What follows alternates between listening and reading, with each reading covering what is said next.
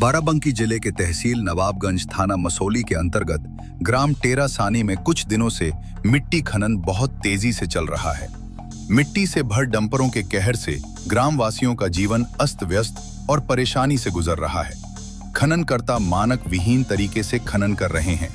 डंपरों की तेज रफ्तार बगैर तिरपाल लगाकर मिट्टी भरकर धूल उड़ाते हुए यातायात नियमों का उल्लंघन करते हुए सड़क पर फर्राटे भरते नजर आ रहे हैं, जिससे राहगीरों, पर्यावरण और ग्रामीण किसानों की फसलों को भारी नुकसान पहुंच रहा है। लेकिन इससे ना तो एसी में बैठे खनन अधिकारी से मतलब, न ही प्रशासन से, बस सरकार की छवि को धूमिल करने पर तुले हैं। ग्राम टेरा सानी में हो रहे मिट्टी खनन से किसानों की फसलों का कितना नुकसान हो रहा है, नमूने के तौर पर एक किसान का दर्द हम सुनाते और दिखाते हैं। ब्यूरो चीफ धर्मराज यादव, जनपद बाराबंकी।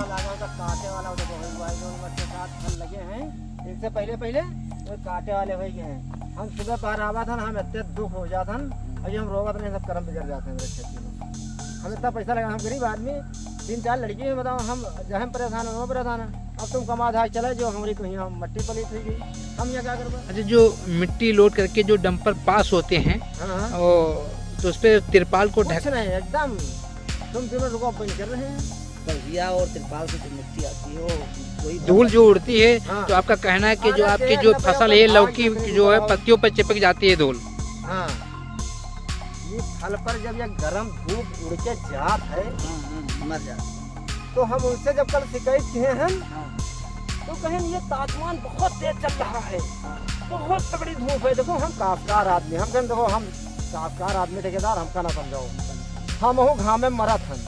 अगर वहाँ तापमान तेज लगता तो जैसे तुमसे पहले जो फल कटाऊ का है सब दस्तूर है। अब जो तुम्हारी धूप मतलब यह धूल से बर्बाद हो रहा है, तो वो को देखिए गिरिया से बताओ। तो मैंने देखो अब हम फसल वो देखो टैंक जा रहा है, अब वो ये का कर ले।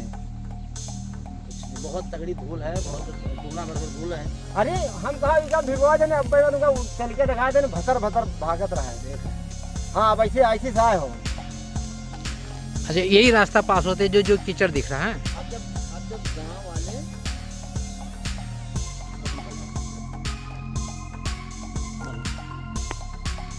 ये टेरा सानी का खनन है, जहाँ पर खनन किस तरह से किया जाता है जिसका आप अंदाज़ा नहीं लगा सकते।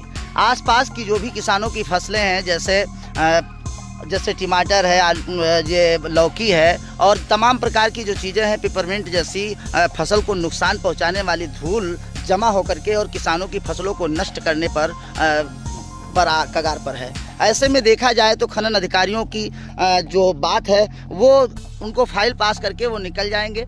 किसान का दर्द एक छलकता नज़र आया कि उसने कहा कि मेरे 4 बेटियां हैं, मैं कैसे अपना जीवन यापन करूंगा और मेरी फसल को नष्ट किया जा रहा है। आइए एक नज़र दिखाते हैं जहां पर किसान अपने इंजन से जो इसको रास्ते को पानी से भिगोया ताकि हमारी फसल पर नुकसान ना पहुंचे, धूल ना पहुंचे और मेरी फसल बच सके। लेकिन ऐसे में जब खननकर्ता से कहा गया, ठेकेदार से कहा गया, तो उनकी तरफ से यही बताया गया कि तापमान बहुत ज़्यादा है।